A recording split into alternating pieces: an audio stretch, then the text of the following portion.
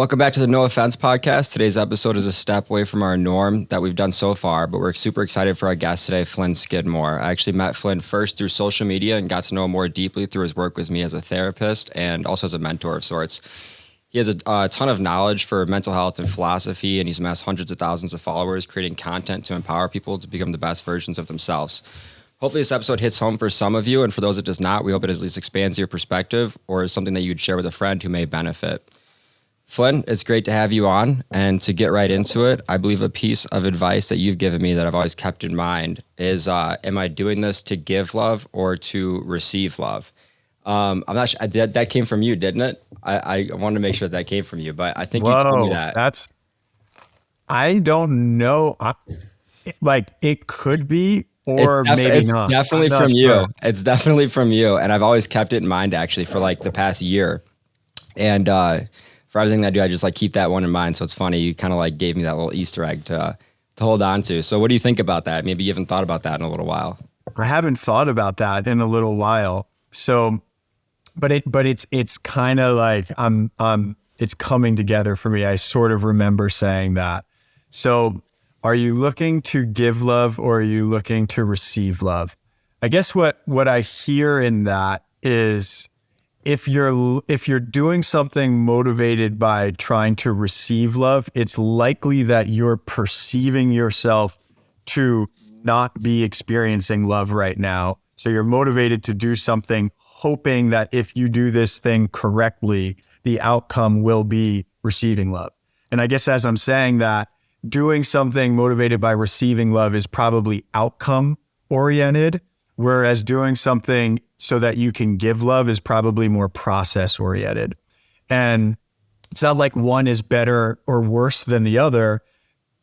However, being more process oriented seems to be more satisfying and fulfilling, and in a funny way, produce better outcomes. You're more likely to get the outcome that you want if you are process oriented. Whereas if you're focused on the outcome, you're less likely to get that outcome. That's interesting. I love that little quote. I think I've shared that with you guys, right? Yeah. That like give love or receive love thing. Yeah, it always strikes me as like something of like, if you're just doing it to receive it, then you're just kind of being selfish and just almost using the other person in a way to get what you want out of it. And then they're kind of like on the back burner almost. And then are you almost even as satisfied? When do you eventually reach that goal of feeling that and of, that love? Or are you always just kind of chasing your ideal dream of that? Yeah. Yeah, it's true. It's weird. Like they say, it's always better to do things for other people, or like it's more satisfying, I guess, like you mentioned. So yeah. And it's interesting that you, I'm curious what you guys think about selfishness. You said that it's more selfish to do it to receive love. Because I also think that it's selfish to do it to give love.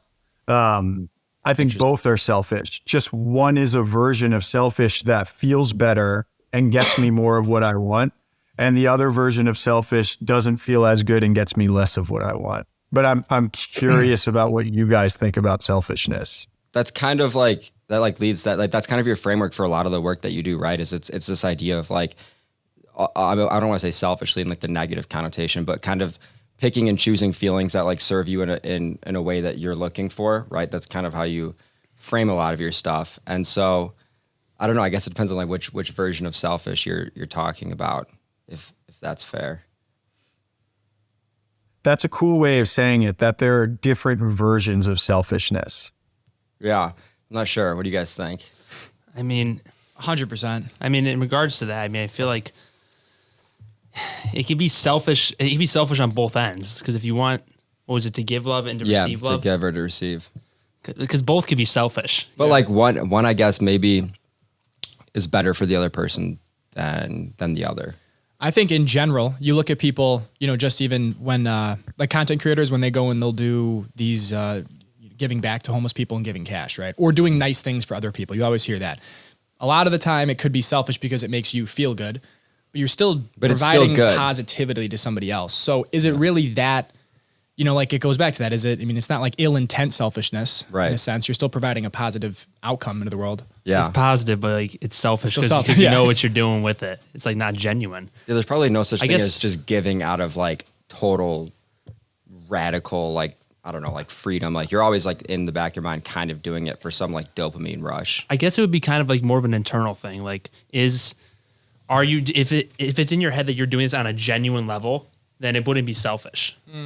But if you're doing it and you know to yourself that it is like you're doing this for an ulterior motive, or like you're doing it for yourself, it's more of like a thing internally. I feel like you got to know to yourself, is this actually selfish what I'm doing, or am I genuine about what I'm doing? Or maybe, and like Flynn, your take is gonna be huge here, but like maybe it's selfish in the bad way if you're doing it to receive love, if it's because you don't love yourself at all, so you're trying to get it from someone else, like some external source, and kind of in like an unhealthy way.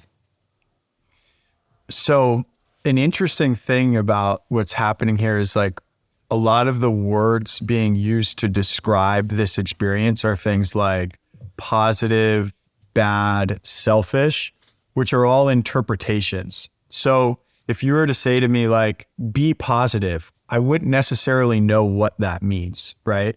Whereas if you were to say to me, be joyful, I would be like, okay, like I know what that feels like in my body, right? So someone brought up the example of giving money to a person who's on the street, right? Now, let's say I wanted to give someone money on the street because I like having and I like supporting a person. And there's like, yes, it's an exchange of money, but it's also could be an exchange of joy, right? So if I give this person money and I'm feeling joy as I give them money, and it'd be great if they felt joy also in response to it, then I'm experiencing joy. And to me, that's it. There's no positive, there's no good, there's no bad, there's no selfish. It's just, I would like to experience joy. Here's an opportunity where I think it's an experiment. I'm likely to experience joy if I do this thing.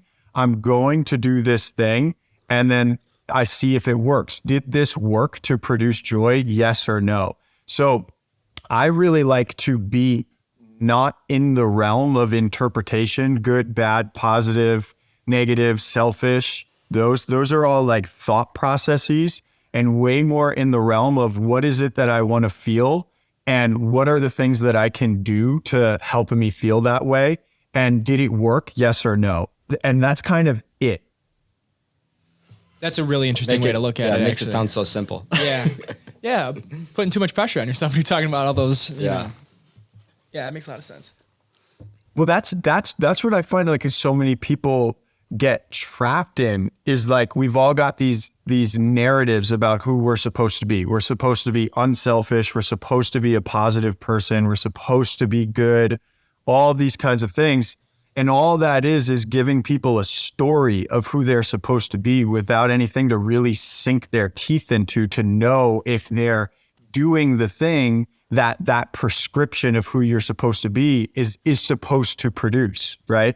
Whereas if you just get clear on what you're hoping to experience as the result of doing certain things, the feelings in your body, you always know if the thing that you're doing is working or not. And then you get to step outside of the realm of trying to be a certain persona, try and like present as a certain person in hopes that if you present the certain way, then you get to be accepted and belong to people. And then you just create your own version of love, safety, and belonging, living life outside of those narratives of who you're supposed to be.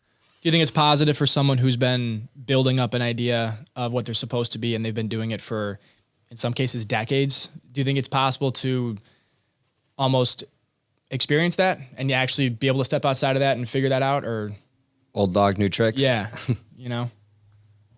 I really think so. I really think so. I see it happen with people pretty often. I mean, let's say you have someone who's 30 years old, that person for 30 years has likely been hoping that presenting as the right persona is going to be the thing that gets them to be safe. And their entire life, they've never felt as safe as they would like to, right? And I see it all the time where a person who's, let's say, 30 years old gets to have a different experience of life and leave the persona as safety framework behind and step into a new framework. I feel like also they just haven't thought about this thought. They've been stuck in one way of like a framework of how they think, and they haven't been open to the idea of a different framework of thinking about something. You know what I'm saying? Yeah. Why do you think that is? Like, what's your take on why that might happen? Why a person might not have thought about that? Maybe I feel like just humans in general They're are just just like always wired think different. they're like, I feel like as an individual person, you always think that you're usually right. I feel like a lot of people usually think that their way of thinking is right. And it's very hard for someone to come from an outside perspective and say, hey, this probably isn't the best way you should be living or thinking about life. And so they're like, no, what? I've been thinking about this for 30 years like this. This is dummy great. It's like Da, da, da, da. attacking their identity instead of their thought. Yeah, it's almost. like you're almost tearing down someone's whole social structure of how they think, and they have to rebuild it from the ground up. It's just like, I feel like it's uncomfortable for a lot of people. It's not something Yes. they want to do. Yeah. I was just speaking with my buddy Connor about this 30 minutes ago. He works with professional athletes. He works with wrestlers who are operating at the Olympic level. And we were speaking about how really good athletes are often religious.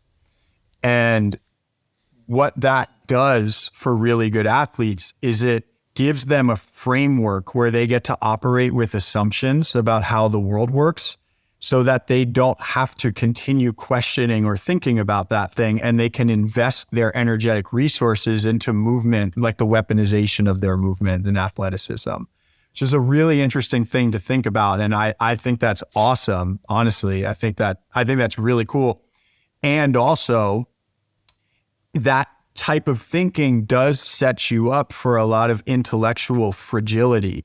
Like if I have these structures that I'm relying on about who I am and how the world works, and all those structures are built on assumptions about things, well, then if I have an experience where I start to question those assumptions, and my whole world was built on this structure, this assumption structure, then my entire intellectual world collapses. Does that make sense? Like, I mean, it happens to people all the time, like smoking weed or on Molly, like you have a thought that's different from the way that you've been thinking before and challenges the way that you've been thinking previously. And then it just shatters everything. You're like, who the fuck am I? What do I do? How do I handle this? Because you don't know who you are and how to be safe when those structures aren't there anymore. And I think a lot of people, just like you were saying, like these structures are there. And in a lot of ways, it doesn't make sense to question them. And actually, it can be terrifying to question them if your entire life has been built relying on them. Yeah, and it almost feels a lot safer to avoid it. It's a lot safer to avoid anything. I mean, even I've had that tons of times, especially like when you're smoking and you just have that weird when you switch. just text me, you're like, I was in bed, like Oh both of you my guys, like God. I visited space last night. But you go down those rabbit holes and it can Yeah. scare the shit out of you, especially because if you're so used to a way that you've thought or a way that you've lived, and it can break you down for sure. Yes. But I honestly feel like those things that are the most scary like that and the hardest to deal with is where you see like the most growth in yourself. For sure. They're the things that need to be dealt with, right? If they're being drawn to attention or being brought up, I guess. How do you, I mean, outside of drug usage, how else, how do you kind of, if someone is, how does someone kind of get into that world of trying to figure that out for themselves? Because, you know that you need to change a little bit, but how does someone start to go down that path? That's a great question. So what I generally do with people is I help create a space where a person can just be really clear about their vision for life. Like, what is your ideal life? How do you want to be living? How much money do you want to be making? What's your relationship look like? Just whatever a person wants, right? Now, when people are speaking about what they want, most often they're speaking on the level of things like where they live, lifestyle, career, having a hot girlfriend, whatever, like those kinds of things. And what I find really helpful to do is to start asking, what will having that do for you? So what will making a certain amount of money a year do for you? Well, I get to travel. I get to like more creative opportunities, meet interesting people. What will that do for you? What will that do for you? What will that do for you? Until you arrive at the feelings that you're hoping to get as a result of this thing. So you're hoping making $500,000 a year gives you more access to certain feelings, right? That's really how I see it. And then starting to, so you identify the feelings you're looking to get as a result of something. And then you start to live life holding yourself accountable to feeling those things as often as possible. So in this interaction with this person, what would it be like to feel grounded and joyful? If what I want $500,000 because that will give me more groundedness and joy, how can I experience groundedness and joy right now in the process of making $500,000 a year? How can what does it look like for everything I do to be grounded and joyful? And so that I think that's the framework. Let's just actually pause there and just see if that makes sense so far. Yeah, I think it makes sense. And we've talked about that before, and I love it. Like, you have definitely a different approach than most people, I think, or most people are used to, which I love. Do you notice that a lot with people that like you've worked with or anything, that like even after they get the money that they're still unhappy? It's a great question. So I've worked with a few people who, so I've had a few people who I've worked with who have come to me and on their first or second session were like, I just signed this massive deal, like just signed this 8-figure contract. This is this thing I'd been going for my entire life. I got it and I'm fucking miserable still, right? And that happens, I think, to a lot of people where you've got this idea that this thing that you're supposed to have is going to somehow change the way you experience life. But if you haven't been practicing experiencing life the way that you want to, it's like, how are you going to immediately understand what it's like to be joyful if you just haven't been practicing that? So I find that happens to people all the time. However, with most people, when they have this framework of understanding that it's like what life is really is about a practice of feelings, I find that people that I'm working with for a long time will achieve the things that they want to achieve, like the material reality things. And it's like, cool, okay, yeah, like I'm really happy about this. But I'm more interested in processes rather than the goals themselves. So like, I still want to continue with this process of life because that's where the juice is at for me. That's the satisfaction. So yeah, let's keep achieving more shit, but only really because that just gives us more time to spend in the process of experiencing life the way we want to. Go ahead, Ray. I was gonna say, how do you balance, like, with all those, like, with all the talk about like feelings and like looking to prioritize different feelings over others? How do you balance that with like short-term feelings and short-term thinking, like things like alcohol, drugs, partying, things like that, which are feelings that you might choose right now, but they suck the next day or the week or the month after? Yeah, that's such a good question. So I just did this post maybe a week and 2 weeks ago, probably, on why I don't drink. Mm-hmm. And what I said on there was like, I don't have like, nah, bro, like drinking is fucking toxic type of energy. Like that's not why I don't drink. I don't drink because I'm clear on what I'm hoping drinking will do for me. And which is like, so if I'm going out and I'm drinking because I want to have fun, I want to be confident, let's just say it's those two things, right? It could also be like at home and you want to be relaxed and grounded. So if I'm out and I want to drink because what I want is to have fun and I want to be confident, well, then I'm able to evaluate drinking as a strategy to produce confidence and fun, right? And in my experience, it does work, but there are way better options available to me. In my experience, there are better strategies available to experience more fun and more confidence than drinking. And so there's this other cool part of it where it's like, okay, so two of the things that I want are fun and confidence. Awesome. So if that's the case, then what I get to do is experience as much fun and confidence as possible. Not because that's morally correct, but if I want to, I can.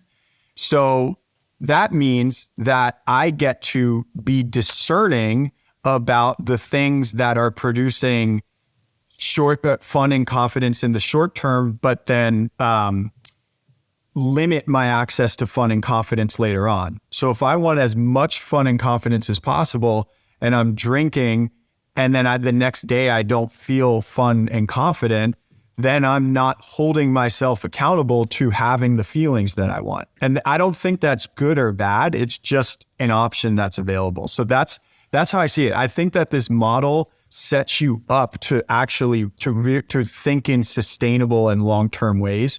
If you're holding yourself accountable to feeling what you want, then you get to be really discerning about what's going to actually give you those, as much of those feelings as possible. Did it take you a while to come to that conclusion, or have you always had that kind of thought? Oh no, this was it was a result of very deliberate practice. So this particular framework, it was, I think, created by this guy, Julian, who's my coach and mentor and business partner. So it's this like very specific practice of increasing your awareness of what you actually want. And for me, I did that exercise with him for like 3 or 4 months. It took 3 or 4 months to get my mind to start to see the world that way. And then it's been years of still practicing that every day and still learning more about it. So I imagine that seeing the world that way is going to be a forever thing for me, that you just get better and better and better at. How do you practice it when you say when you practice it? You know, because it makes sense to me, but the daily. Yeah. So here are some really, really tangible examples, right? So if I surf in the morning, and so let's say I'm like 9 a.m., I'm showering. And when I'm showering, I'm feeling joyful, confident, light, energized, like strong, all those things, right? Whole bunch of feelings. Now, what I can see is that surfing is a strategy that produces a whole lot of wants, right? And at a high level, like I'm feeling those things intensely that morning. Now, if I were to wake up and do 5 push-ups and then take a shower at 9 a.m., like I might be feeling like kind of confident, but mostly I'd be feeling like disappointed and anxious. So doing 5 push-ups is a strategy that produces like baby level confidence and like disappointment and anxiety. So then I get to make a choice. If I want confidence, joy, lightness, energy, refreshment, all that shit, surfing is a strategy that produces that. So, you know, it would be wise to continue to choose surfing if I want those things, right? So that it's just that, but it also applies to things like making business decisions. Like in my business, I want to be making decisions that get me as many wants, as many feelings as possible. Whereas if I'm making business decisions that ask me to do stuff that make me feel like frustrated or drained or sad or whatever, like that's just not going to be that sustainable. So I'm evaluating really everything through that lens. Yeah. Yeah, that makes a lot of sense. And I mean, so it kind of almost comes down to, in a sense, finding, I guess, doing a little bit more self-care and finding what really makes you peak you, right? Yeah. Yeah. It's like most people like will do something and then they feel good and they're like, okay, I feel good. Right. That's great. When you say like, I feel good, you're creating this, what would be called a globalized experience where you're describing the state with just one word, which doesn't really get at the nuance of it. So if you go out and you have the best time ever, like you're going out dancing and it's so fun, and then you reflect on that and you ask you kind of get clear on all of the nuances of the feelings that you're experiencing in that thing, like fun, joy, confidence, groundedness, like curiosity, excitement. The clearer you are on like the plethora of experiences you're having, the sharper you are in your decision making. You know what things are going to get you what. So yes, it is self-care, but it's also like being really nuanced in the way that you're aware of the experiences you're having. What do you think about like obviously like negative or like quote unquote negative emotions are pretty unavoidable. So like, what do you think about like making space for those as well? That's such a great question. So, the way that I see, so when we call, like when we're talking about negative emotions, we're generally speaking about a fear-based emotion, right? Fear, anger, anxiety, sadness, whatever. The way that I see that is that when I'm feeling any of those things, let's say it's fear, there's a part of me that what's happening is that a part of me has been activated, and that's a part who's like a version of me who's like its own person, and he has his own worldview, he has his own body language, his own posture, that kind of thing. And he believes that there's a threat to his well-being. If he's afraid, he's up on some level perceiving that there's threat to his well-being. So what I do is I get clear on who he is, and I am kind and curious and warm to him. I build a relationship with him. I like ask him how he's seeing the world, ask him about what he sees as threatening, ask him about how he feels. And so in that process, what it is from a place of well-being, I am relating to parts of myself who are not experiencing well-being. And in a funny way, that creates well-being for me. So rather than bypassing or repressing those parts of myself, I'm including them in my experience, developing a relationship with them. And this really cool thing happens. You heard the concept as above, so below. Like if you are meeting everything that comes into your awareness with that like kindness, curiosity, warmth, compassion, it's like this certain part of you comes into your conscious awareness. And maybe this is a part of you that your whole life you've shamed or tried to ignore because you think it makes you weak or whatever to be sad or insecure or scared. And then all of a sudden you start to relate to this part of you in this kind way.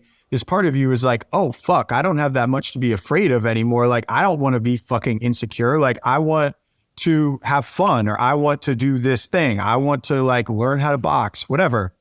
So then you just do that. This really cool thing happens. Like when you're meeting that part in your conscious awareness that way, all of your other subconscious parts are also watching. So all the other parts of yourself that your whole life you've met with shame, or you've ignored them and you repressed them, whatever, all of a sudden those parts are like, oh, fuck. When I come to the surface, when I come into this person's awareness, I might be met with kindness too. And in that, what that does is that releases so much fear of all of those parts of you. They're all just terrified of being met with shame by you. So you're training yourself to take all that shame that you've learned and relating to yourself in certain ways and transform it into something else. And in my experience, doing that is like the most freeing shit ever. You don't have anything to be afraid of anymore because you can be insecure and you'll just be kind to your insecureness. Yeah, because you definitely have to have room for both, right? Like you can't just always, it's just impossible to always be happy. You got to have like the negative stuff is part of like the human, the human experience. So you have to have like the fear, the sadness, like that's part of it too. Sometimes they're like useful tools as well. Yeah, you have to learn how to like control it and how to channel in a good way, which is also why I think like people always say martial arts, like jujitsu, boxing, wrestling, all this stuff. Like they're like, oh, whenever I start doing that, like I feel like I can conquer anything. But I feel like it's more deep than that because it's like fighting at its root is such a fear-based thing. So it's like when you can conquer a fear like that and you walk in for the first time to a boxing class, say you don't know shit. You're scared. You're like, I don't want to do this. How am I going to get my ass whooped, this, that. And then you eventually, you conquer that fear. I feel like that is where that correlation comes in like martial arts almost, where it's like, you've tested yourself. And the fear that you have had, you realize you can conquer it. So you faced it and you're like, okay, I can face that fear. And like, I can apply this to other aspects of what I'm doing. You know what I'm saying? 100%. Right. Yeah. Like if you feel really compelled to start training in jujitsu and you're afraid of it, like, yeah, like that fear will help you avoid doing the thing that you're not yet familiar with. But if and that's fine. You don't have to go train in jujitsu. However, if it's compelling for you, like if that's part of your vision for your ideal life, then yeah, I mean, it's a fantastic thing to be able to do the things that scare you. And I find that relating to yourself in that really curious and kind way, it's just really useful for doing scary things. You're like, yes, I want to do this scary thing. I'm going to meet myself with kindness as I'm afraid to do this thing. But then ultimately it's just becoming familiar with doing the thing is the thing that transforms the subconscious and transforms your fear around it. So that kindness, that curiosity and kindness, like meeting the parts thing, like I just see that as a really useful tool to be able to do scary shit and push yourself and challenge yourself constantly. And they're so related, like fear and happiness. It's like they're hand in hand, because it's like you push yourself past a boundary of fear, you receive happiness. You know what I mean? It's like this weird correlation between the two. That's like you get too happy and then you get fearful. Yeah. Well, everyone, I heard a good, I forgot who told me. One of these guys I was talking to when I was like 16 or 17, when I was debating on going to college or something. Waleed. He told me, he's like, everything that you want in life is on the other side of fear. And you just have to take that step. And you realize once you take that step, it's not as scary as you may have thought it was. And then you feel in your head, you've trained yourself, okay, well, I've done that. What else can I do? And it kind of expands into everything else, which is really cool. I love that. Yeah. And in that model that you're talking about, like you fear you get almost excited about fear. It's like, where in my life am I afraid? Like, where am I afraid? Okay, amazing. I'm afraid of doing this thing. That's another edge for me to push. And I think in that model, I think way more about satisfaction than I do happiness. Because I think that you can be satisfied all the time. But that doesn't necessarily mean that you're feeling joyful all the time, but you can be satisfied in doing something that's really difficult and scary. It's like and doing that seems to really increase satisfaction of life. That is true. Like I feel like when you're not satisfied in life, that's when you get like your anxiousness, anxiety, and all that stuff. And it's like when you feel like you're not performing how you should be in life, you're not satisfied. So you're not, which stems to being not happy, but it also stems to being overly anxious about, I need to be doing something. And it's just like, it all correlates. Do you believe, because I know we all have this belief, but do you believe that, going to like an anxiety perspective, do you believe that anxiety can be used as a tool to push your life forward? In some instances.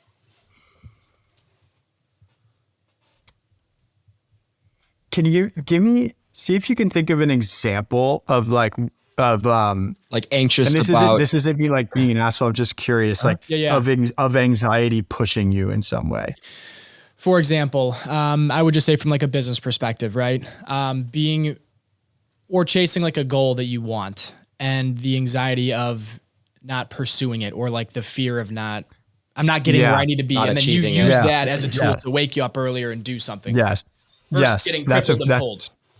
Such a great question. I get what you mean now. Yeah. So I was having this conversation with my sister and her boyfriend, Cody, the other night. It was like a really cool conversation, which is like, I don't even remember what the question is. It was something like, why are many people not motivated to really go for things in life? And I just at the time happened to be thinking about it through this lens of like, pain and clarity of outcome. And if I'm looking at my experience, what has motivated me to get to the place in life that I'm at now in many ways is pain and anxiety. Like when I was the type of person, like I can't work for someone else. I just was not ever able to do it ever. Like late for work, like never taking care of any of the paperwork I was supposed to. It's just literally impossible for me, and like would suck my soul. And I was like, I couldn't do the things that I wanted to be doing. And I felt so much pain and so much anxiety about it. I was like, fuck this. I cannot do this. And it is part of what drives me. Like, part of what drives me is I know that in order to live the life that I want to live, I can't follow anyone else's system. I have to create my own. And if I don't create my own, that it feels like I'll die if I don't create it. So that's part of what motivates me. And it's like it's kind of a combination of clarity of the outcome. Like, I know what I want my days to look like. I know how I want to feel, and that drives me. And also the pain and the anxiety drives me too. I would say that 5 or 6 years ago, it was more pain and anxiety. And now it's more like, so I was running away from pain and anxiety. And now it's a little bit more like being attracted to nourishment. But yes, I think that pain can be a massive motivator. And kind of an indicator to letting you know if you're doing what you dislike, kind of like you were saying, like with your job, you're doing something you disliked, and it was a good thing that you were aware of it and acted on it, right? And got out of that situation. Because you got into where you're at now. Like, I know that in your past, you've not always been such a guru, right? Like, you've had some times where you've had a lot more like negative emotions and things like that too. Yeah. I mean, but from 17 to 25 or 26, like most of that time was wanting to die 1 out of every 3 days. Like, so frustrated, so overwhelmed. I had this vision of who I could be and what I could do. Like, I felt like there was something that I wanted to say in some way. I wanted to impact the world, but up until that, I barely graduated high school, fucked around in college. I graduated college with maybe a 2.5 GPA. Like, I wasn't a person who knew how to do work. And if I'm being really honest, like, I just wanted the world to recognize me for being special and then put me in positions that I thought I deserved to be in. Like, I was 20 years old and I was like, I could be the CEO of any company in America. And obviously I wouldn't have known what to do.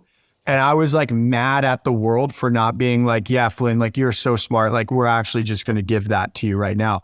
I didn't know how to do the work to put myself in a position where people cared about what I had to say. And it felt like I had to do years of work in order for that to happen, which is true. But I wanted that to happen in 1 day. I didn't want it to happen in 10 years. So that was really frustrating during that time. How did you get through that or get past that? So when I graduated school, I went back, was living at home with my parents in this, like, I grew up in Brooklyn in this like really beautiful but really small brownstone apartment. So we're like it's like 1.5 bedrooms. We're all on top of each other. And I was working as a personal trainer at a gym, and a bunch of funny things happened where I ended up, a guy who was a client of mine wanted to invest in me creating my own gym to do one-on-one training with people. I wanted to go to school to be a physical therapist so I could merge like Eastern, Western practices. And he was like, I want you to still train me, so I'm going to give you the money to open up your own place so you can have a gym while you're in school. So I did that. And that was having my own business at 23 was the first time in my life where I ever felt like good about myself. Everything else was like being the kid who girls liked. Like, that was my thing that got me status. And I was like okay at sports. And I was just like chasing all these status markers that were never really fulfilling. And then I like finally got this form of external validation, having a business where I was like, fuck, I really like this a lot. It's the first time that I ever felt like the world could see me for how I saw myself. And then I got into grad school and I got into a good school, and that was like this next important external validation thing for me. And I was like, okay, I'm building momentum. And then, I mean, most that time was all darkness and frustration, but I was like getting these hits of, okay, I can do this. When I was in grad school, I did really well, like absolutely one of the best students at a really good school. And I was like, okay, fuck yes, I can do this. And it's time to do this. And so just building confidence and momentum by doing things that part of me thought I could do, but wasn't yet sure I could do because I hadn't yet done it. You know, I hadn't proven to myself that I was able to finish things and take care of things and accomplish things. Yeah, that hits home, I would say. That's awesome. Sure. Yeah. Yeah, I definitely can. Honestly, pretty similar to like your experience of what I had. I felt like I was always trying to do, you know, like, I mean, I had my period more probably like 15 to 20.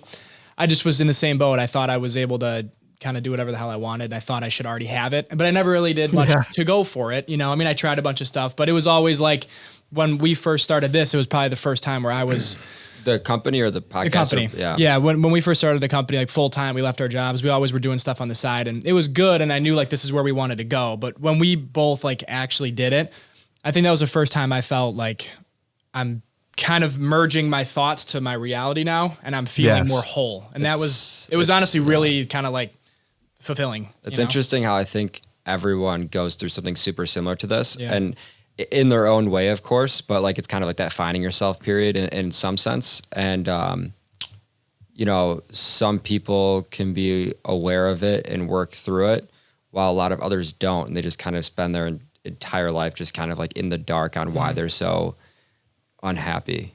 You know, it's kind of sad actually. Well, it's hard too, because I mean, literally from 16 to 18 years old, it's kind of a pressure to figure out what you're doing for the rest of your life. Right. And then when you don't really know, you kind of figure out what the hell it almost am I, doesn't who am make I? sense that there is so much pressure too, because like you haven't tried anything, you don't know.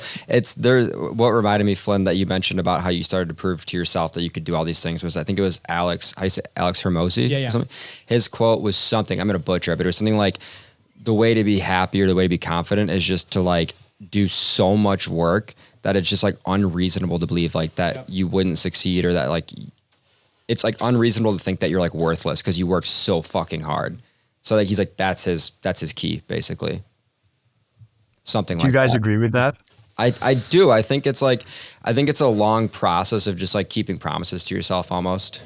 Yeah, I think it's the promises. I also think that it's just like if you in your head, if you feel like you're not doing all you can do to fulfill what you want, that's where like the real like problems start. Like when you want this thing, you're like, I'm going to do this. And then you realize in your back of your head, you're like, I'm really not doing it. I'm not giving this 100%. That for me personally is like when I go into like the dark. Same. And Flynn, so how do you balance that like shame that you get? What do you do about that?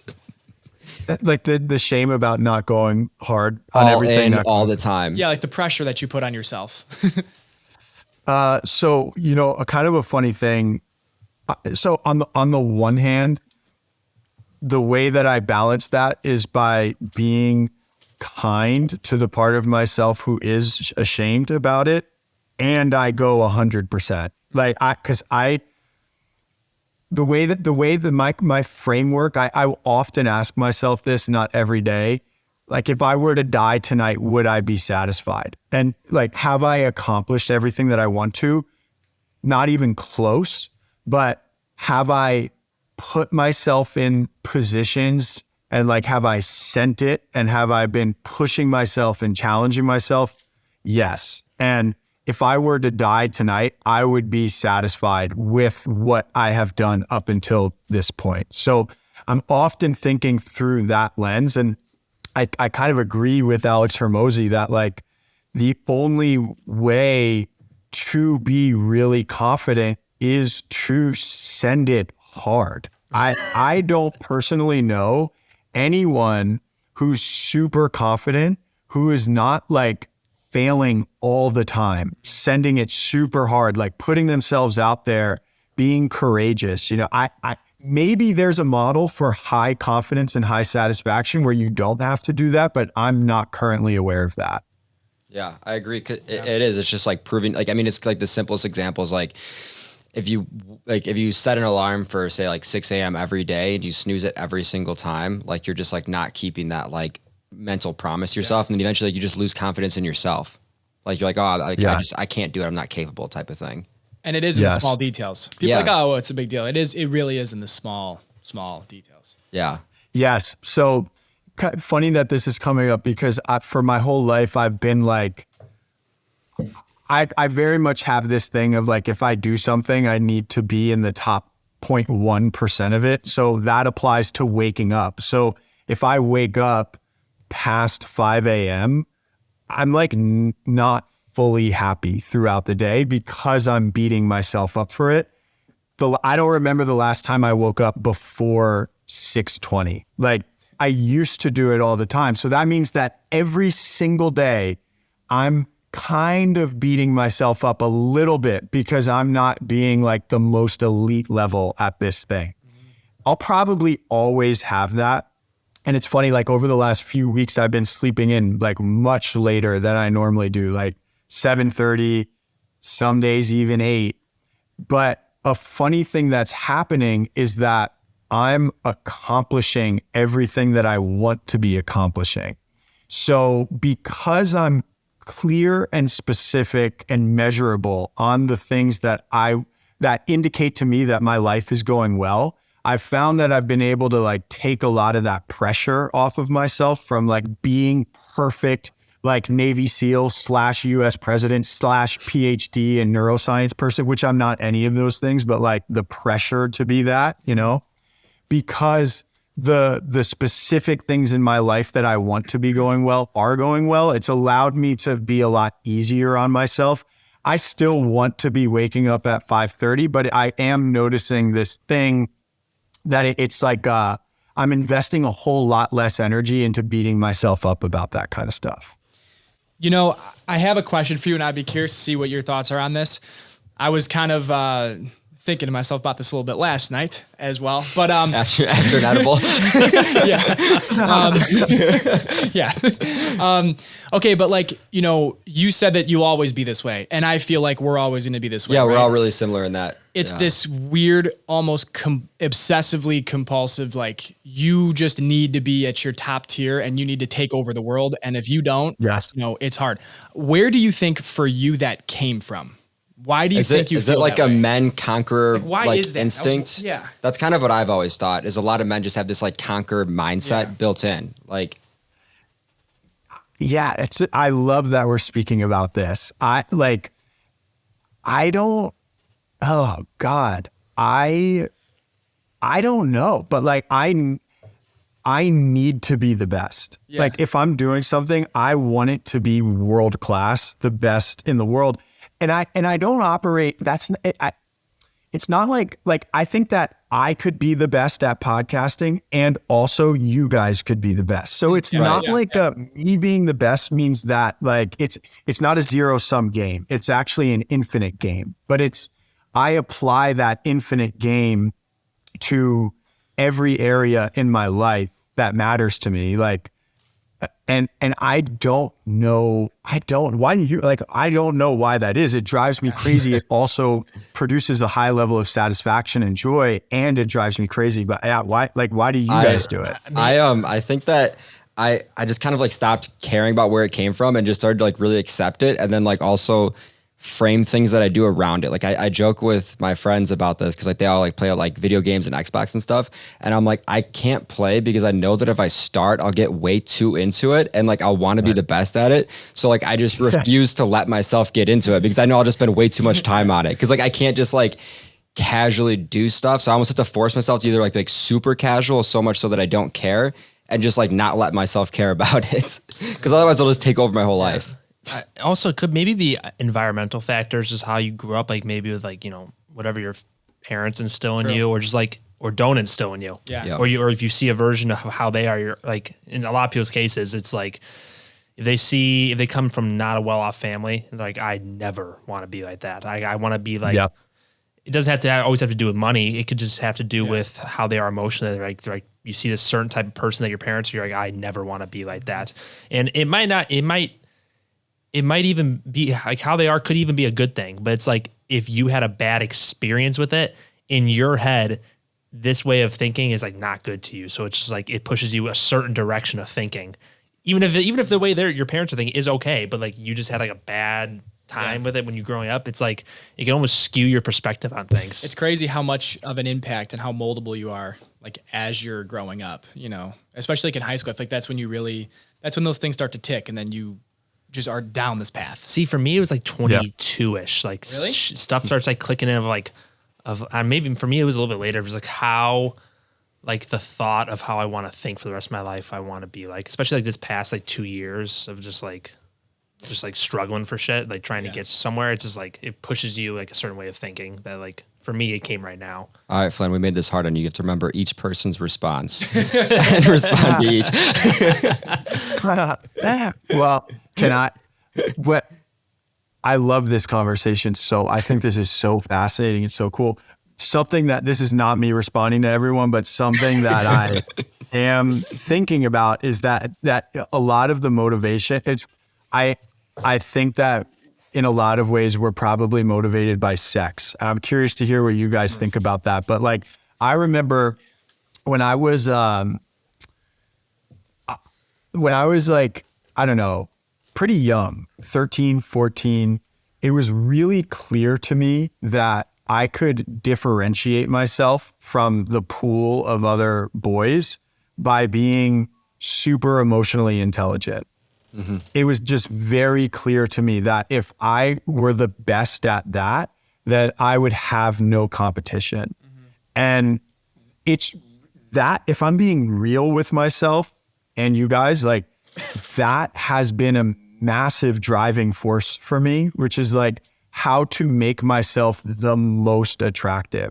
And there are these certain categories that are just important to me, like athleticism and business and like communication and whatever else. And it's part of the motivation is like, if I do these things really well, then I put myself in this category of like one of the most desirable people in the world. And there's something about that I think for men, and I'm again curious what you guys think, is important. Now, I'm in a relationship with someone who I want to spend the rest of my life with. So it's not like I'm saying I'm trying to be, who's that? Oh, like Dan Bilzerian? Blitz or whatever. It's not like I'm actually trying to be that energy, but there's absolutely a part of me that's like, I could be if I wanted. Mm-hmm. And I'm curious about what you guys think about that. 100%. Yeah. But I think you went about it like in a healthy way, because people say like, Jordan Peterson, I think, put something out about this. And it was like, basically you should make yourself up to be like almost like the most like lovable person out there, or whatever framework he used to describe that. But instead of like trying to just like expect that you can find a perfect partner, like focus on being the perfect partner. Mm. And that's basically what you just described, Flynn, of you spent so much time becoming the perfect partner. Yeah. He goes indeed. Yeah. But I do think that like sex definitely drives a lot of desire. It's like what's like the main human thing? To reproduce. It's the most primal thing. The most primal thing that drives everything. Yeah. It drives everything. Yep. But it's like, it could key into like, for Flynn, for example, you have your certain things you like, and it's just like, okay, if I do these things, maybe in the back of our chimp brains, it's like, we're thinking like, okay, well, this is making me more desirable to find a more possible, perfect mate. Like I can reproduce. Like it could come down to like almost so instinctual like that we don't realize. But I agree. I think a lot, like 90% of like everything is like by like just sex and stuff and reproducing. And I think some people can take it too far. Like you look at a guy like Dan Bilzerian, who will probably he's probably built up such a wall around his persona that he probably will never, I mean, doesn't want to, he says it, but he definitely will never find that intimate partner for the rest of his life, you know, because he's just built his whole life up to be this. Well, macho. It's like three different areas. Okay, let's think about these guys. Like, okay, there's Tate talks about being the best version of yourself. Bilzerian, best version of yourself. Then there's Flynn, best version of yourself. Everyone wants to be that. It's three different aspects. Flynn's like, don't put me in the same fucking set. Clip that. You're not hearing. No. I agree. It's cool. It's like different perspectives. It's different perspectives on like being the best version of yourself. Some people go about it in a more flamboyant way, I guess you would say. Sure. And then some people have a more grounded healthy way, I guess. Yeah. So it's like three different perspectives, but it's like kind of the same message, but different. For sure. I love that you're pointing that out, and which kind of brings me back to the model that I was speaking about in the beginning. I think that this is why this model works so well. Because like, let's say I have a client and what he wants is to be Dan Bilzerian, right? Like he wants 100-foot yacht with like 20. Dom's listening closely. What's that? I said Dom is listening closely. So, Dom leans in. What I think that I'm probably one of the least judgmental people in the world because I have this framework for evaluating strategies and wants. So I would ask that person, like, what would having that do for you? And maybe for that person, that is joy and that's confidence and that's fun and that's their highest level of experiencing those things. And if that's the case, like, I think that is fantastic. I think that's fantastic. Ultimately, if someone wants, like 30 hot girls on a 100-foot yacht, and that's the thing that really brings them joy, I think as long as they're like not hurting anyone, I see nothing wrong with that at all. Now, then you get to ask yourself, like, is that the most sustainable option available to you to experience joy? And if that person really says yes, then okay, that's the option that we're going to go with. If you ask that question, you're like, is that the best option available for you for joy? And that person would be like, maybe you would actually come from doing this other thing. I'd like to experiment with that. I'm like, okay, let's experiment with that. So I love that model of like knowing what you want to feel so much because it just gets you to be able to think so clearly on the things that you want to do and what you're hoping will bring you certain feelings. And you get to evaluate whether or not they're actually working, What do you think about like, so for example, like somebody wants certain, like you just said, if one of your clients comes to you and says, I want to be like Dan Bilzerian, 30 girls running around in a 100-foot yacht, where do you think how do I put this? Based on like a moral grounding, people aren't looking at him in a good way. Where should you base yourself on what you want and what will also look good to like the public eye? Should you even incorporate what people like look at you as, or should you always just chase what you want? I think that, well, it's kind of like, you kind of touched on it with saying like, as long as you're not hurting anyone. So it's a piece of that, right? I think yes. So when my guy Julian, who I work with, and it's been more than 2 years now, I truly believe that he is one of the best kept secrets in the world. Like in my early 20s and mid 20s, actually like through all of my 20s and late teens, I was reading a shit ton, like all the philosophy, all the spiritual stuff, all the like quantum physics and all that. And the books are great, but a lot of people come away from reading all that shit having no idea how to implement it or apply any of it. And this dude, Julian, is the most masterful person of the application of that stuff that I've ever met in my life, by far.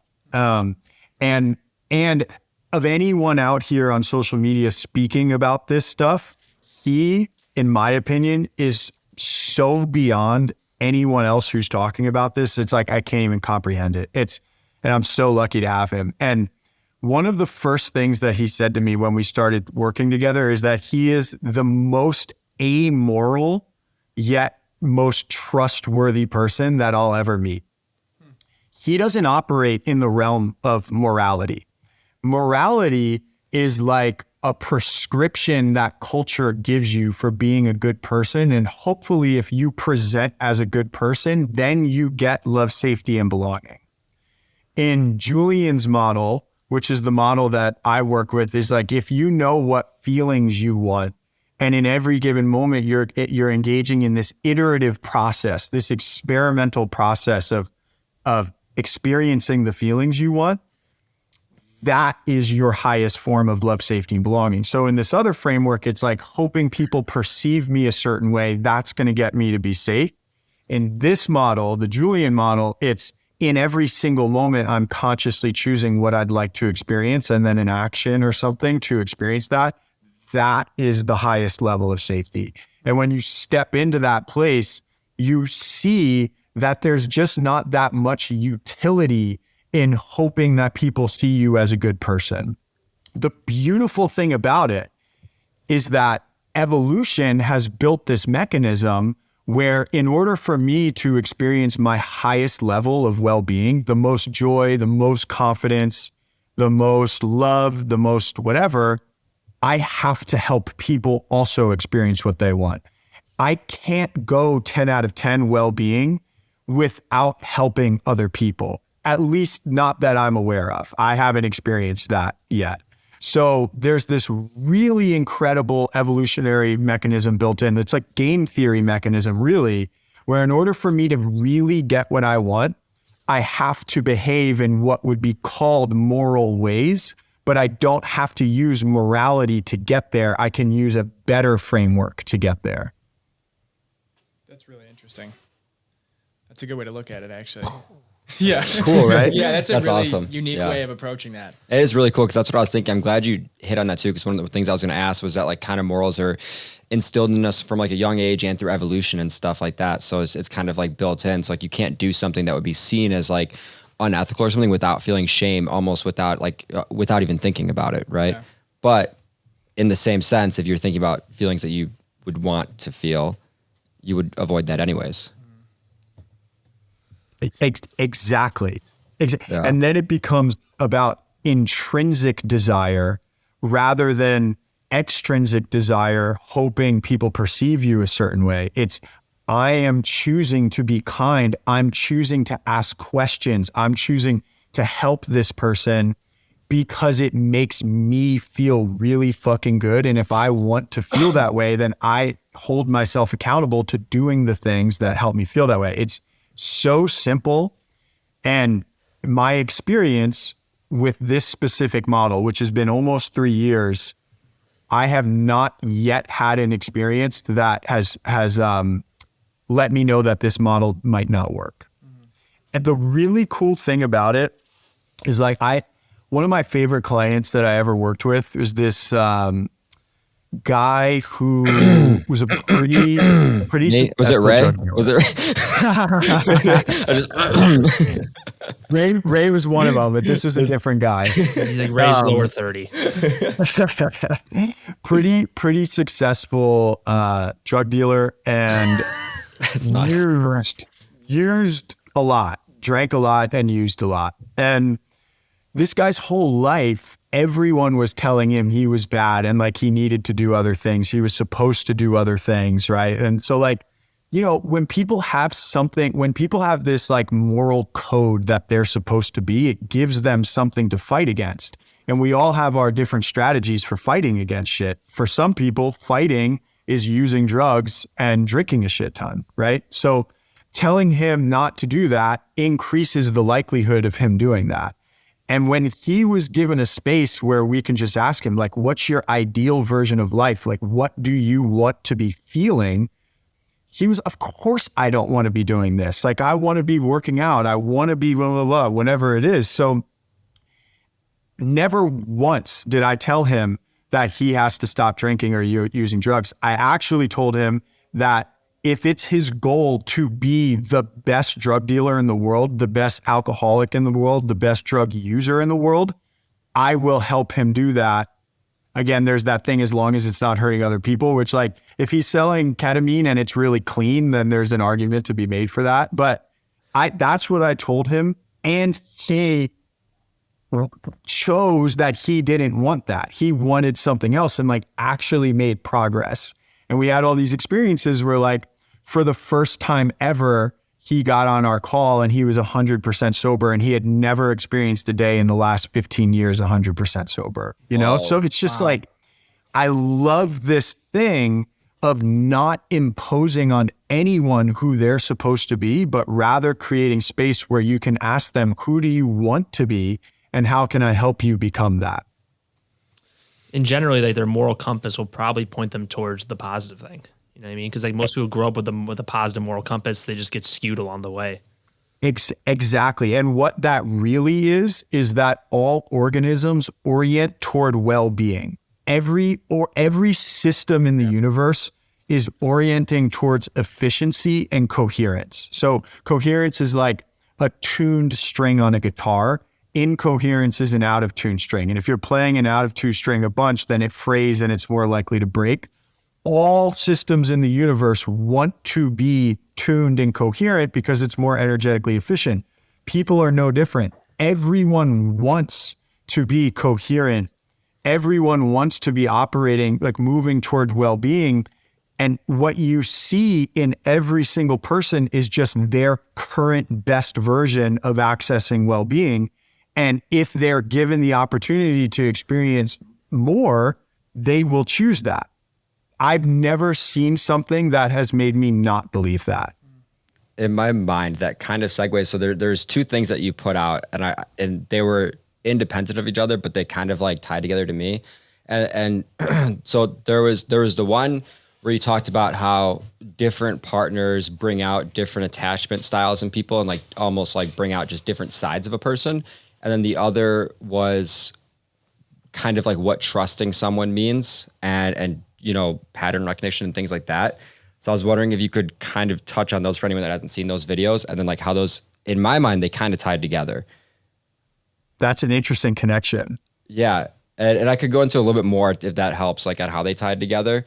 But I just thought that certain people, whether it's like, maybe it's like their patterns bring out maybe a really, really like avoidant or like insecure attachment style because of certain patterns that you've seen in other people, but maybe it's not even true in that case, but it's just like a pattern that you see that makes you not trust them.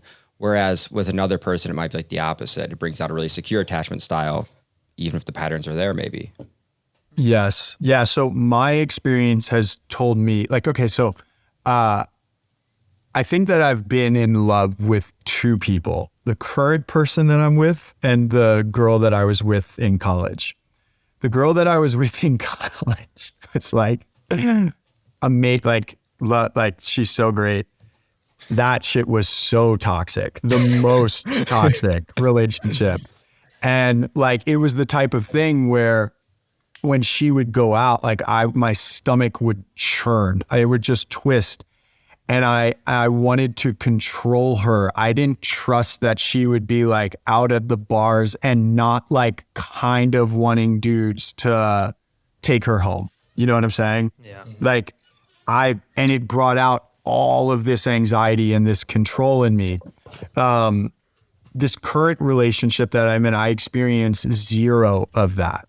Zero, like there's so much groundedness, so much security. And of course, I've changed a bunch over time, but my experiences in between those two relationships, I've been with people who I'm super anxious with. I've been with people who I'm super avoidant with and like want them to cheat on me because then I get to relieve the relationship, you know, like, and I would call that secure, but the truth is that I was being avoidant.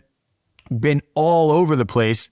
And I've just found that like my experience has told me that when you're picking a person to be in a relationship with, what you're really picking is a certain version of yourself. And most people, I think, are living life not yet committed to the version of themselves that they want to be. So like a few years, like I've lived like a lot of my life trying to present a certain persona, like trying to present as smart, like hoping if I can present a certain way, then I get the right things, whatever. And in my late 20s, I was like, you know, like this isn't really working. And also the version of me when I'm with my sister is the version of me that feels the best. I like that version of myself the best. And also my sister is super fucking cool and she likes me. So if this really cool person likes this version of me, maybe it makes sense for me to just practice being this all the time. So I committed to that version of myself. And then once I committed to that version of myself, I was able to make choices in relationships where it was like, I don't feel this way with this person. Like this just not it. This person, I am able to be that version of myself, I'm going to invest more energy into that person. And that's with business, that's with romantic relationships, it's with friendships, it's with everything. Like, I'm looking for that. So that is one thing about the anxious attachment thing. Does that make sense? Yeah. Yeah. Completely. And then the trust thing, I really like this version of trust, because like when people say like, oh, this person is trustworthy, it's one of those blanket statements, like a globalized statement, trustworthy. Okay, then I get to trust them. They're a good person, all that. I prefer to see trust as simply pattern recognition. So if one person, the example that I gave in that video is like, if I have a friend who's sliding into my girlfriend's DMs weekly, like kind of trying to hit on her, I can trust that this person will continue to do that, right? You know, unless I like say something, we have a conversation. It's just pattern recognition. Now, when I see that pattern, I can notice how I feel in response to it. And if I'd like to try and change that pattern, I can try and change that pattern.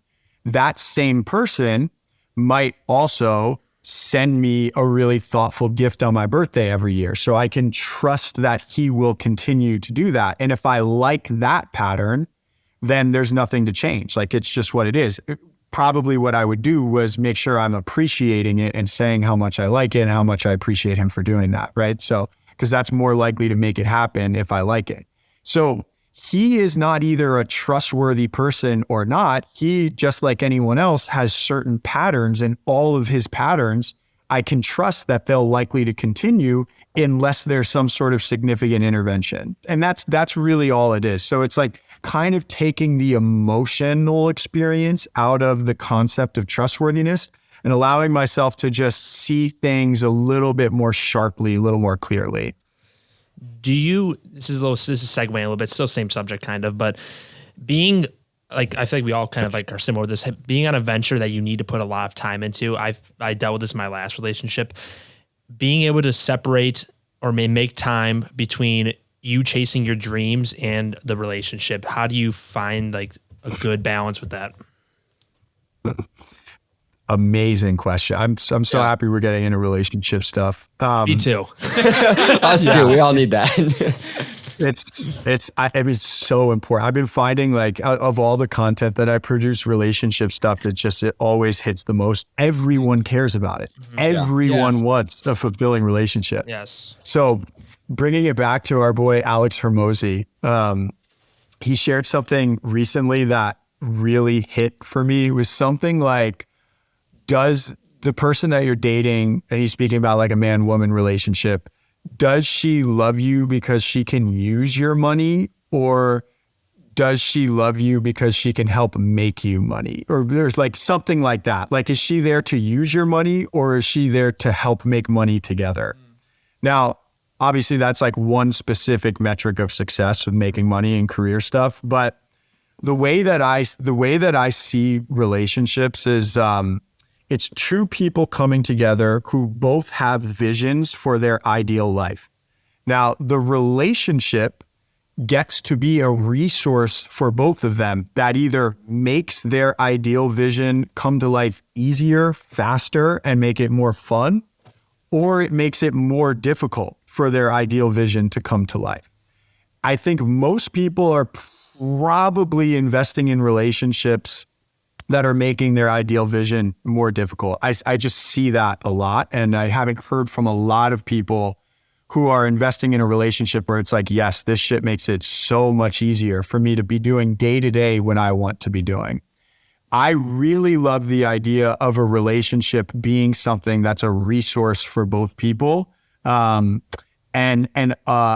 both people are just aligned on their ideal visions of life. Like, this person's ideal vision inspires me. She wants to have a similar morning routine. She wants to crush it similarly with business. She wants to have similar relationships with friends. She wants to like travel in similar ways.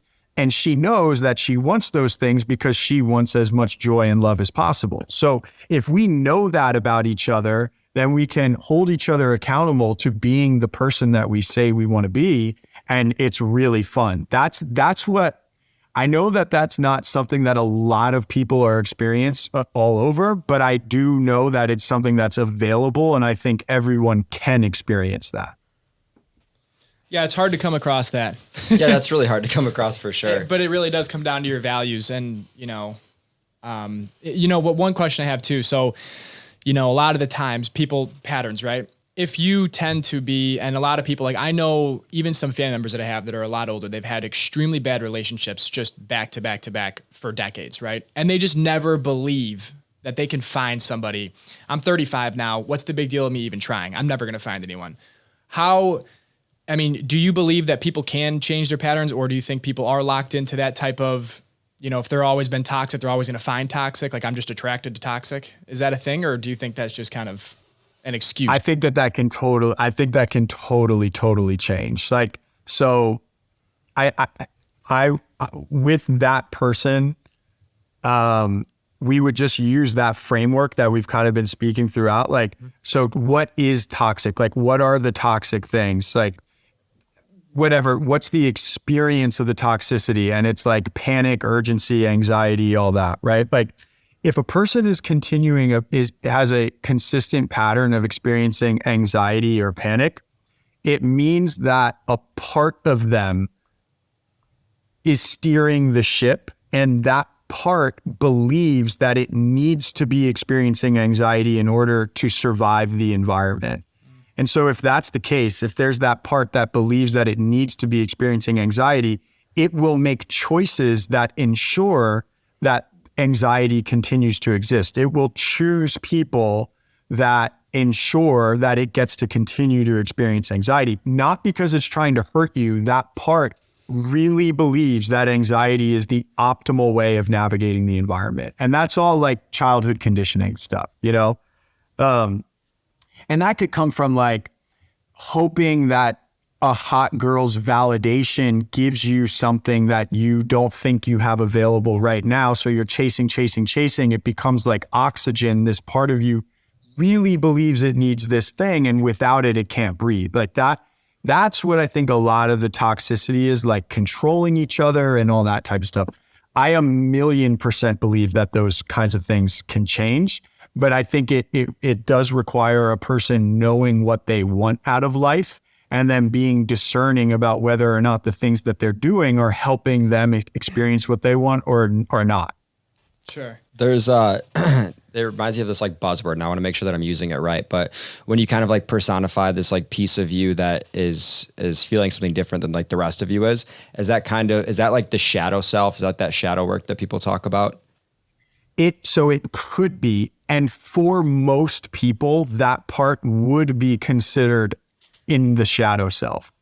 The shadow self are the parts of you that you've been conditioned to believe are not supposed to be shown to the world. So if there's a part of you that believes that it is weak and insecure, and you're operating with this perspective that like if anyone perceives you as weak and insecure, then you're fucked, then your psyche will repress that part and not allow you to see it. But you know it's there. Like you can feel that it's there, but you just won't let yourself see the truth of it. What the way out of that is to do that thing that I'm talking about with like just meeting that part with kindness. So like, what's your experience like? What happened that made you feel weak? What does it feel like to feel weak? And the kinder and more curious you are to those shadow parts, the less intense they are and the less likely they are to take over. So a couple things to consider, like if you're seeing someone who has a superiority complex, they also have an inferiority complex. Somewhere along the way, they learn that they're weak and they're small, and that they can't be that way. And the way to protect themselves is to make themselves like dominating or whatever, right? So it's always there. The solution to that is to really just like meet all of those parts with kindness and curiosity. When you do that, you just set yourself up to be able to make a choice. It's not like we need to fix it or anything. We just want to give a person an opportunity to make a choice. So that's really what the shadow is. And just is an example about that I really like a lot. So Carl Jung, you guys have heard of that guy. So probably one of the smartest people who've ever existed. Also a crazy motherfucker. He wrote this book called The Red Book that wasn't allowed to be seen for like 50 years because it was him like exploring the depths of his psyche, and the shit that he found was so crazy that people are like, people cannot see this, like demons and murder and rape and all that. He might have been crazy, but he was also really smart. And people would always say like, so he's like one of the smartest dudes that's ever existed. And also if you're in the room with him, you feel like you're the most special, most important person, and all of you is allowed to be there. That's because Carl Jung was so good at meeting all the parts of himself with kindness and curiosity and non-judgment. He didn't need to judge anything.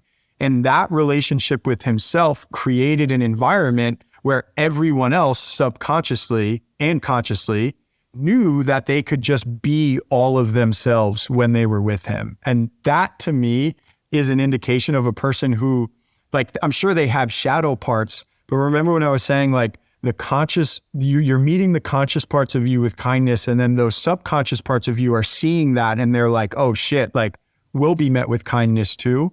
The person who's doing that is speaking to all parts of their subconscious and all parts of everyone else's subconscious, that like, it's all good. We're just going to be cool to whatever happens here. And that to me is like the most next level of existence that I know of. Do you think that if you're with somebody that if there's certain parts of yourself, that your own, how you act and how they act, that don't get along, do you think it is worth compromising to maybe fix something that might not necessarily be wrong with you, but just something that just doesn't mesh with the other person? Do you think it's worth trying to be able to fix that or adapt better to them? Or do you think it's just worth just to try to find a better partner? It's like, where's the threshold? And where's the threshold with that? So I such a great question. And I made a video on this yesterday, which I was going to bring that up too. That's so funny. Thanks. No problem. You saw that from yesterday? I did. Yeah, it was. But Drew, have you seen that one? Sweet. I'll give you the framework here because I think it answers that question. So, okay, first thing that's important to consider is when we're speaking about parts, we're talking about this model called internal family systems, which was this therapy model created by this guy named Dick Schwartz. The funny thing about all therapy models is like Dick Schwartz, just like anyone else who creates a therapy model, is just a better business person. Like a lot of other people were doing that too. He just saw the opportunity to market it and make money off of it, which I respect. I love that. A lot of therapists are like, they reject that because they want to make money, but they think that they're supposed to reject people who want to make money. You know what I'm saying? So anyway, created this model, internal family systems. The model is that we have parts who are here to protect us in the ways that they know how. And we have the higher self, or the capital S self. The higher self is the version of us that has unconditional and infinite access to well-being. So the higher self could be in hell literally, and could be experiencing groundedness, peace, calm, that sort of thing, right? So we can get into more of that if you want to, but that's the general model. So that lets us know that when we are not experiencing well-being, when our predominant experience is fear or anything non-well-being, a part of us has been activated, right? And so most of the time when two people are interacting and it's not going well, it's not like a well-being oriented interaction, parts of them are interacting. It's not their higher selves interacting. It's two parts who are trying to protect themselves in two different ways, and they're both triggering and activating each other. So to answer your question as specifically as possible, like if two parts are interacting in a relationship often and it's not going well, what I think the move is for both of the people to learn how to be interacting more from the perspective of their higher selves rather than interacting through their parts, because whenever you're interacting through parts, it's not going to be as satisfying and fulfilling as when you're interacting through the concept called your higher self. Is that making sense? Yeah, definitely. How would you inspire that higher self in yourself and with your partner? So like a really specific example, right, is let's say my girlfriend Emily and I are, okay, so like that, you guys might know this, like that drive to be the best comes with craziness. And like sometimes I can be crazy and she handles it so well, but sometimes I just like go into this space where like everything is fucked up. I need things to be like this. I need them like this, right? So that's a part of me that's been activated, that's scared of not living life the way that I want to live life, right? So if that part of me has been activated, she'll probably have a part of her that's activated that is like defending or protecting her, right?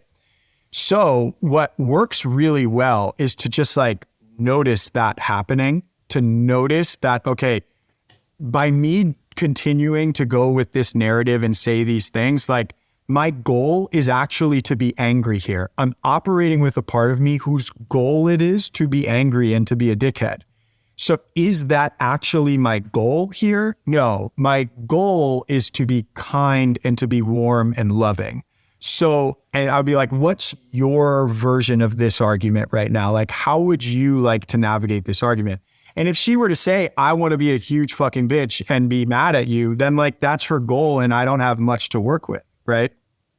If she were to say, no, I'd like to be loving and warm and kind too, then we get to say, okay, what does it look like to have this conversation in a warm, loving, and kind way? And just that redirects things. You get clear on what your goal actually is rather than being controlled by a part of you who has a goal of being angry because that part thinks it needs to be angry in order to keep it safe. Is that tangible enough? Yeah. It's like you're dealing with like the superficial emotions at the time instead of just like what you're actually getting to. Like the reason why you're like this is because we have this wrong, or this is going on in life. That's why this is happening. That's why I'm showing these emotions. Yeah. And you know, what's funny is when you get, my experience is like, when you get to the higher self, when you get to that place where you're like, oh yes, well-being is available in every moment. It's unconditionally available. I find myself in that place caring a whole lot less about the reasons and being much more invested in the solutions. Mm-hmm. So like, how would we like this to go? What's our ideal version of this? And how can we support each other in creating our ideal version of this? It's like being focused on the solutions is just such a fantastic and freeing thing, especially when you're with a person who has a high capacity to co-create solutions with you. That to me is top tier relationship. Yeah. It's almost like people can have differing opinions on stuff. It's almost like, what is their ability to communicate what they're actually speaking about or what their actual concerns are? That's what I feel like, at least.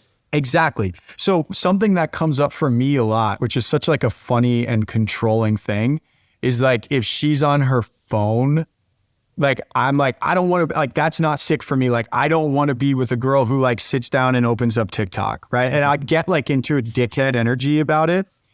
And I can be like controlling, I can be super intense, and that doesn't do anything, right? Whereas when I can like find the loving place in myself and find the curious place, we can have a conversation. It's like, okay, you have had such a long day. You've been working your ass off. Like you want to relax. And so like right now you're scrolling, looking at Alex Earl on TikTok to relax. And then we can have a conversation of like, what's your ideal version of relaxation? Like, how does the sickest version of you actually choose to relax? And she's like, you know what? Like, I would much rather like light a candle and make tea and read. And I'm like, fuck yes, that vision to me is sick. That's the person that I want to be investing my energy into. And then the next best thing is if she's actually a person who's able to do that, who's able to take action on the thing that she says she wants to do. So that space in relationships I find to be really satisfying. And of course it only works if I'm holding myself accountable in the same ways. You talked about, so that kind of leads like two other videos you did, like one about like your partner's potential, or like, I think it might've been the same video, but like you talked about your partner's potential, and then also one about your intuition. So, and you kind of had like some intuition there of like, that's not what I'm looking for kind of. So when do you tie those things together, and like how soon would you act on intuition saying like, wait, that's not what I want? I love that question. So let's start with the intuition one. So, you know, I've like when I was living my life in a really frustrated, less successful way, I was searching for my intuition. Everyone was saying that intuition is this magical thing that's going to like do all this shit for you. And I thought that it was this like super special, like spiritual thing, and like constantly searching for it. And it just didn't work for me. Like it just didn't produce good results. So that guy, Julian, that I've mentioned a bunch of times, he's so funny. Like when he hates something, he really hates it. And intuition is one of those things that he's just like, it's not sick, like nothing about it. Preferences. So I know what I like and what I don't like.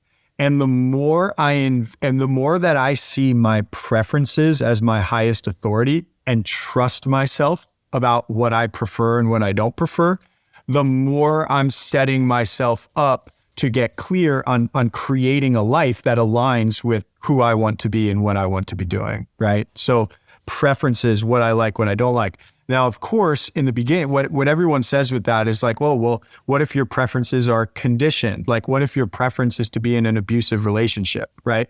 But if you use that model where you're getting clear on what you actually want, and if your preference is to be experiencing well-being, then your preference is not to be in an abusive relationship. Your preference is well-being, and then you get to evaluate how well this abusive relationship is working to help you experience well-being. Do you know what I'm saying? And like, so when you apply your preferences to everything, to me, it just sets you up to go on the path of like you becoming your ideal self. So that's one thing. What you like and what you don't like is your highest authority, and you get to construct your life around that. Keeping in mind that most of what that has to do with it are feelings. So you're talking about your preferences for how you want to feel. And just like that game theory thing that we said before, if your preference is to experience well-being, then it's just going to happen that you're living your life doing what we can call moral, but it's not motivated by morality. It's motivated by your preference. That making sense? Yeah. Yeah. Okay. So then in relationships, like with the potential thing, I find that people will often find themselves in a relationship where they're there for the other person, what they think is the other person's potential. This person experienced a whole bunch of trauma, but like, I'm here and I can help them heal, and if they heal, then we get the life that we want. So I've got this story of how things could be, and I see myself as the most important thing in this person's life to get them to change into the person that I need them to be so that I can get the life that I want. You know what I'm saying? Oh, yeah. So many people are doing that. I've spent a lot of time doing that myself.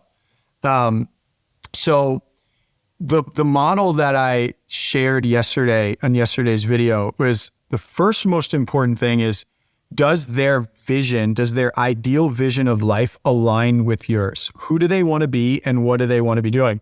That's in the biggest things like career, how they're making money, lifestyle, friendships, and also the smallest things like, do they want to scroll on TikTok after a long day, right? I really think that's important. Also, how does the ideal version of themselves argue?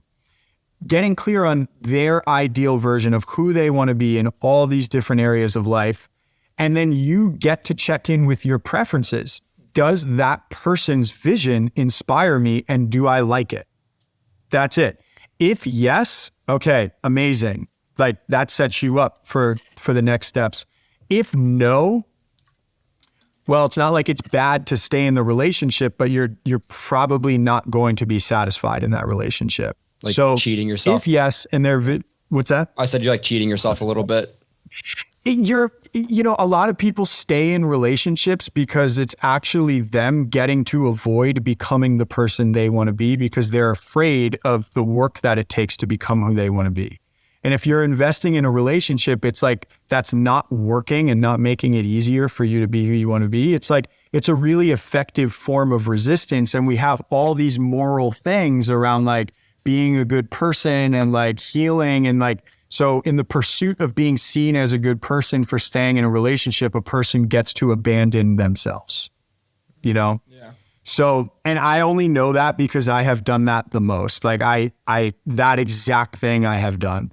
So if their vision inspires you, then what you get to do is evaluate their rate of change. So they have this vision for this thing. Instead of scrolling TikTok, they want to light a candle and read. How fast are they able to implement that? And there's no right or wrong to speed, but there is a satisfying and dissatisfying amount of speed. So if the person's rate of change satisfies you and aligns with your preference, that's amazing. That seems like you're in a very satisfying relationship. If their rate of change dissatisfies you and you don't like it, then you get to check in with them. What's their ideal rate of change? Is their current rate of change their ideal rate of change? If their current slow version of change is their ideal version of change, you don't have much to work with. That's what they want, and that's it. If they'd like to change faster, then you get to say, all right, amazing. How can I support you doing that? That to me is the model. Maybe there are better ones, but that's currently the best that I know of to creating a super fulfilling and satisfying relationship. God damn, you just hit that nail on the head. Yeah, I love it. I love it. I've thought about this a lot. Do you ever think that people, like maybe it's like a timing thing sometimes, like, or should a person be able to like, if you're with somebody, should they be able to handle like the struggle that you have to go through to get somewhere? If you're a person that's like a succeeding type of like, wants to do 100% of business type of thing, do you think that it could be a timing thing? Like this would have worked in the future if it wasn't like us now, like me just like trying to get somewhere because they can't handle that because you just can't perform like the same types of like, some people need more attention than others. You know what I mean? So this may sound a little bit ruthless, but the model that I operate with is a very non-attachment model. I'm more invested in my experience than I am in any one business or any one person. And so if I know that I want to be experiencing as much flow and well-being as possible, and I'm making very clear evaluative, if I'm evaluating my life clearly and asking myself like what's contributing to this like satisfaction and what is not, then I trust myself that I'll be able to spend the rest of my life always having the experience I want to have. And if I trust myself to always have the experience I want to have and spend the rest of my life amplifying it, which means helping others more, creating more valuable for the world, being even kinder to people, all the surfing better, snowboarding better, all the things that are part of my well-being, then I'm not attached to any one particular person. So the truth about that question is like, I don't think that much about that. I used to, but when I would think about that previously, I think it was in a little bit more of a romantic sense of like, oh, this person could work if only things were lined up, then it could work. But it's like, I just don't think in those ways. I think more in a way of like, what experience am I having? And I trust that the right things will come into my life and be into my life at the right times when my awareness is on my experience. That makes a lot of sense. I love that. But like, so when you mentioned kind of evaluating your experience and like the things that you're going through in that moment, how do you kind of check in and make sure that you're evaluating from like the right perspective or like that capital S self and not from like some other piece of you, maybe like subconsciously you're kind of evaluating from the wrong piece? Such a good question. And this is why, remember in the beginning when we were talking about like positive, negative, good, bad, selfish, that kind of stuff. Those are all intellectual interpretations. To me, the primary document, like Abe Lincoln's speech, is in your body. The only way you can know if you're operating from what we can call the higher self is in your body. Like when you there are certain sensations in your, like, so organisms are designed to do basically two things: expand or contract. We expand in the presence of nourishment and we contract in the presence of threat, right?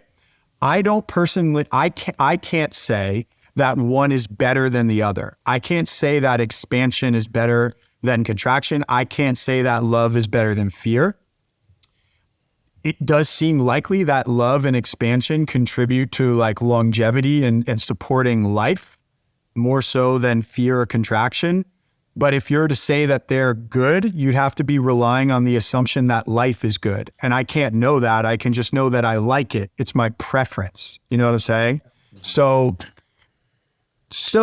it's in your body. And the more familiar you can become with what expansiveness feels like, the more you know what that feels like, the more you know what's actually happening in your experience of life.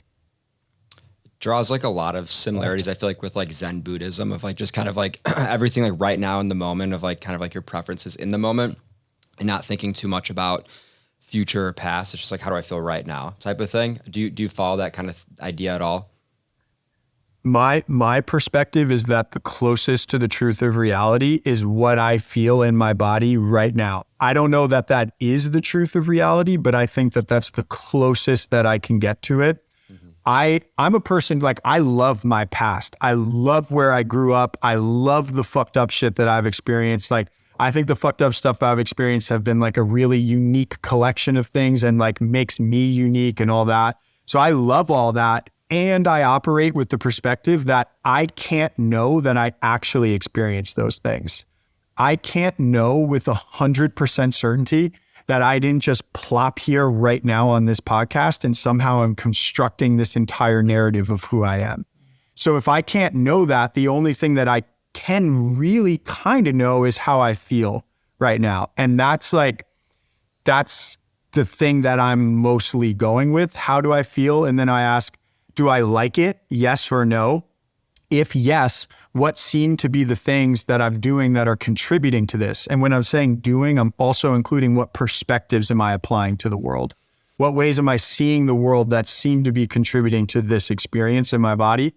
Do I like it? If yes, I'm going to continue to do those things. If no, what would I prefer to experience instead? And what might be some experiments I can engage in to feel that way? That's almost all that that's almost the only thing that I'm ever doing.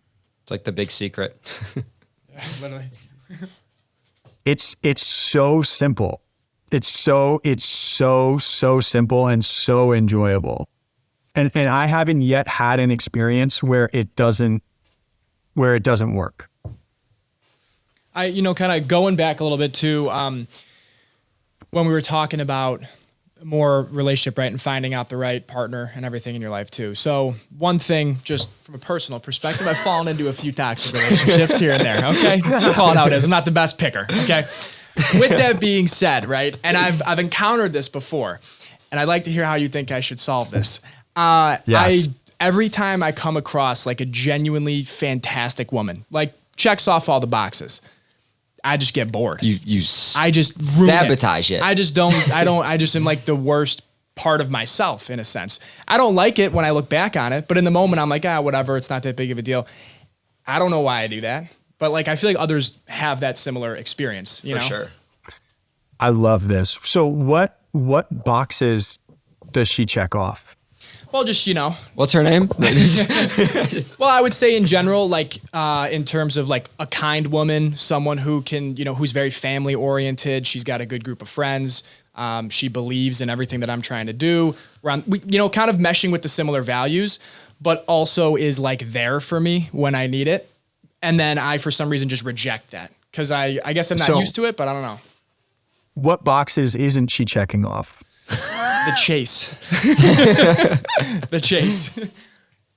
And so I'm a fixer. I'm like what you said. I love like if I can get her to this point, golden, because I like to do that. Okay. You know what I'm saying? And then you'll just not like her anymore when she gets there? Yeah. Oh, okay. Yeah. Okay. So what I would ask, so I like for this kind of thing, like I don't see that I don't believe that a solution already exists. Like through conversation, you and I could co-create a solution. Yeah. And it wouldn't be the solution. It would be an experiment, and you try it and then you see what happens and you see what works and you see what doesn't work. Yeah. One of the things that I'm hearing is that there's a part of you that thinks that there's a list of all the things, of all the boxes that they're supposed to be. But it sounds like the truth is that's not your actual list, that you have more things on there that are important to you. And so this person does check off some things, but isn't maybe checking off some of the most important things. That could be true. That could be true. I would also be curious about this part of you that, so, okay, when we have a part that wants to fix, right? It's fair to assume that that part thinks that it will get something that it currently doesn't have when that result is produced, right? So it's motivated to do this thing because nourishment or resources are on the other side of this thing and they're not as available right now. Is that making sense? Yeah. So we would ask that part, one of the things that's so important is like, I want to spend zero energy being like, that's stupid, or like, yeah, of course that's not going to get you. That I find that so useless. What is useful is to create a space where that part of you gets to see the world the way that it sees the world, you know? So it really believes that if it fixes this person, and I'm just going with what you said, right? It could be other things, but just using that as an example, that part really believes that if it fixes someone, then it gets something. You know, it's got an imagined reality of what the world looks like if this person is fixed, probably more importantly of who you are when you get to be a person who fixes people, right? So we want to learn about how that part sees the world or what that part is hoping to happen. And let's just actually start with that. If you want to, we can go into that a bit here. Let's dive into your psyche, Dominic. Let's do it. Yeah, might as well. Let's rip this guy apart. So let's say you get to fix this person, like you successfully do that. Yeah. What does that do for you? What happens? Is it that conqueror piece? Could be, yeah. Is it that you beat them? You won? You beat the game. No, I think more of just like I've gotten everything that I've wanted out of it, in a sense of like it's hit every capacity that I feel, and now I'm good, in a sense. I don't know. Meaning like the other person has hit every capacity. Yeah, like you've created this thing. Yes, you've created perfection. Yeah. So you're identifying the parts of this person where it's great, and then the weaknesses, and then you get to create the perfect thing. Yeah. So I'm curious, and it's going to sound like a rude comment, and it's not supposed to at all. I'm just curious about, and like maybe I do this too, but I'm just curious, like what's like the piece of you that makes you think that you're the one that can or should be fixing someone else, right? Like why? Like I'm saying that about myself too. Like why am I on my high horse? Yeah, right? No, like, I agree. Why is my perspective better than theirs? Or, you know? And that's the thing. I don't ever usually feel. I mean, like it sounds like I do, but I don't usually feel like I'm better as much as I feel like it's almost like where do I want to put my energy, and that's where I want to put my energy is into like if someone who has maybe a little bit more trauma or they're a little bit more broken and I don't have as much of that, maybe I can offer some insight and help them get out of that. And then that will make us better in other areas, in a sense. I don't know. Right. Classic. Like if you're the one who heals this person, then you get to live the life, then they become who you need them to be. And then you get to live the life that you want. Yeah. Yeah. Of course. Like that makes sense. And if you're looking at that as a strategy, like it's a pretty good strategy, right? Now, what we get to ask then is like, so let's say you achieve that. Let's say that happens, right? What's that life? Like, what is that life that you get to live when this person becomes the perfect person? Honestly, I've never really. Would you shift to thinking deep. Like onto the next type of thing? Probably. I think I would get bored. Yeah. Well, there's something about we don't want to go. We don't want to go there yet. Yeah. What we want is to get clear on this part's imagined reality of what it's hoping happens. And just like you said, I haven't even thought of that yet. You maybe have not consciously thought of that, but it's being thought of subconsciously, right? There's a projection of a movie that's happening, And right now you're seeing, in order to get this movie, in order to get this image that exists in your subconscious of like perfect life, like walking stroller down the street, super hot girlfriend, like making a shit ton of money, like, you know, the vision that's there, like that, it's there. And what we get to do is just learn about how this part of you is hoping reality gets to be when this thing happens. And then we get to ask, when reality is like that, like what we would do, this would take more time than this. And like, I don't want to put you super on the spot, but the process is like getting clear on the components, how much money you're making, what sex is like, what your friendships are like what your body is like getting the components and then breaking them down to see how you're hoping to feel as a result of having all those things.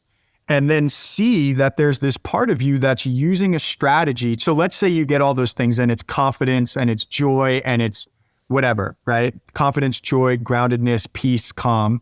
So a part of you is using this strategy of fixing other people so that ultimately you can get confidence, joy, peace, groundedness, whatever, right? Then we get to just be discerning. Is that strategy really working that well? And if yes, if you say yes, then it's like, okay, we're going to have you continue fixing people. But if you say no, it doesn't seem like it's working that well, then we would ask, okay, so what are the ways what are the ways that are going to work better to get you confidence, groundedness, calm, peace, whatever? When you are creating the thing that you actually want, which is the confidence, the groundedness, peace, and what those look like in your life, then you're no longer attached to fixing a person because you already have the thing that you're hoping that you would get as a result of fixing them. Sure.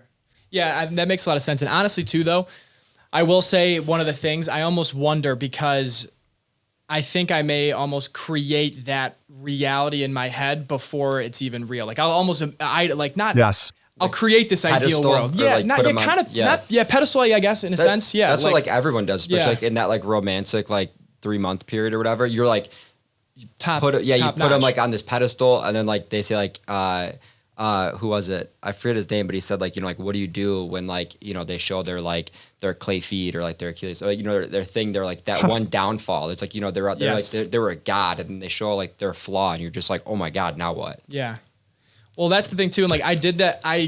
Honestly, I was very fixie oriented all throughout all my relationships. And now I just don't even want to entertain them. It's just like, I'm like, I don't want, you know, it's almost the opposite. I've reverted. Yeah. You bent the stick the other way, which cracked it, which makes sense. Yeah. It's, you know, like, of course we're not going to go into like a whole therapeutic thing here, but you're going to need some extended sessions. That's such a funny joke.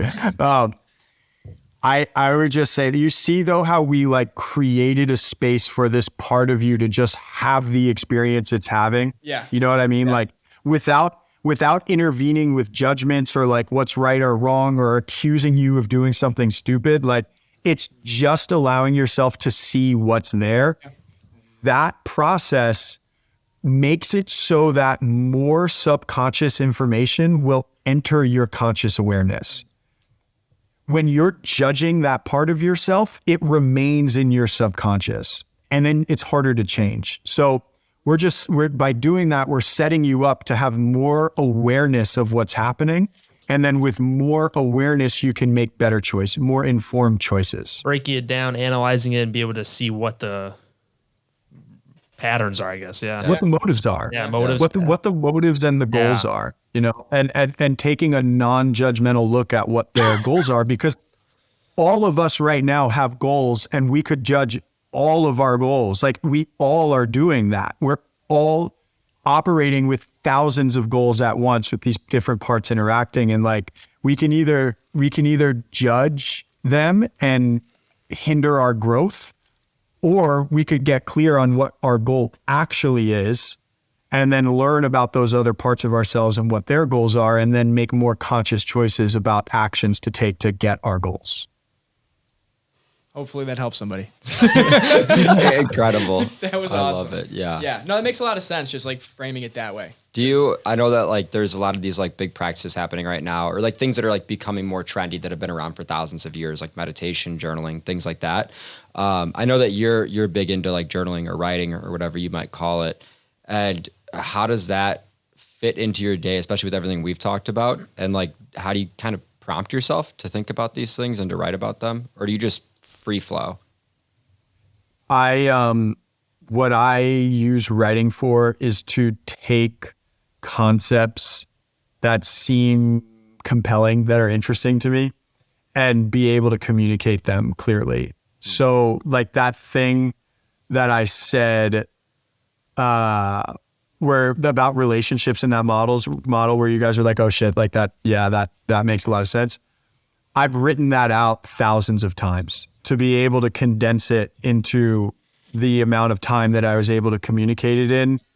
I can communicate it even more clearly, and I'll probably spend the rest of my life learning to communicate that more clearly, but I think I'm at a pretty good place of communicating that clearly right now. So writing is my process of taking shit that's all over the place that I know is helpful for people and making it actually helpful for people, turning it into a tool. Do you use that kind of for yourself as well? Like to make it helpful for yourself, I guess?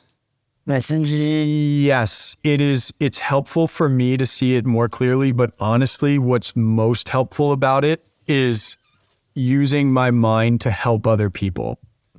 If I'm not experiencing myself as making a contribution, I'm super fucking depressed and like suicidal. I need to use my mind to help other people. It's like I have to do it. So it's one of the best ways that I've found of making my experience useful for other people is through like communication, and writing helps me be a better communicator. It's like David Goggins. Are you familiar with him? Yeah. Yeah. So he was talking about maybe on the Rogan podcast it was, or I think it was that, but he basically said that like, you know, he forces himself to be uncomfortable every day, like through his runs and his swims and everything that he does. And he basically puts himself into hell. And then immediately when he comes back from hell, he starts writing, and he like basically just writes what his mindset was in that moment so that he can kind of like savor that and then relay that to other people.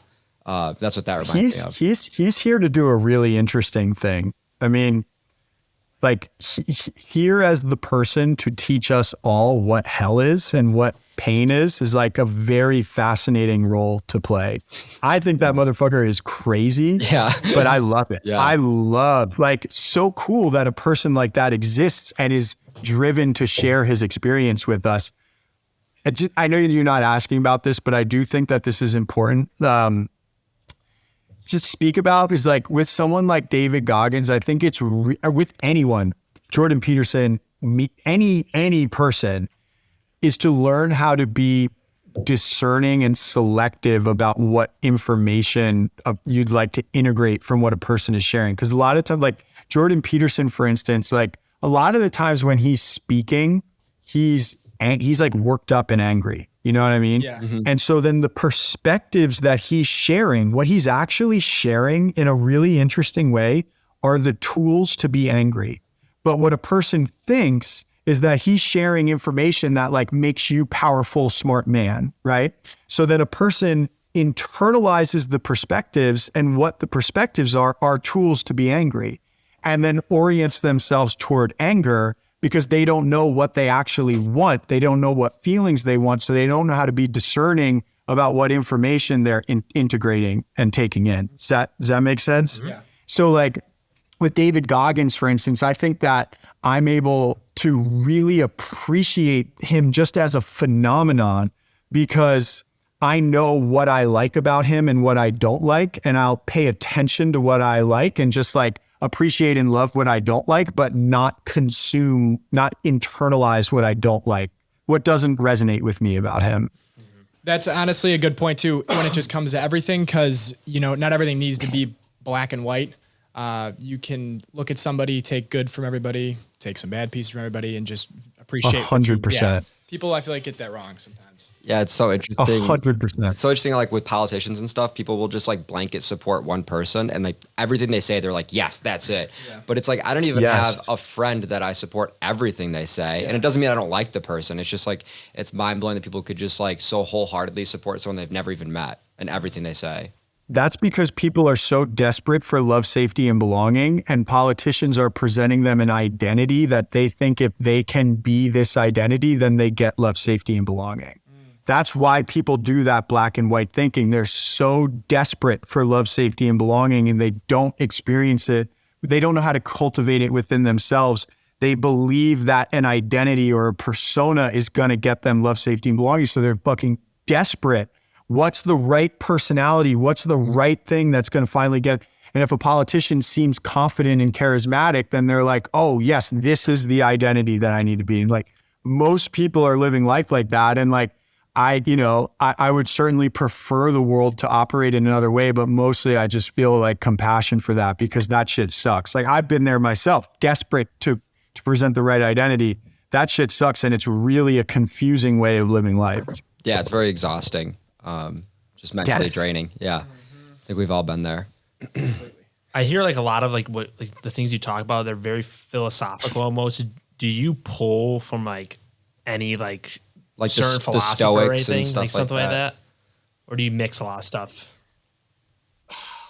You know what's funny is like I was saying, I used to read all the time. I was like desperate for truth, desperate to like find the truth, like physics combined with philosophy and all that shit is gonna like, and I just, I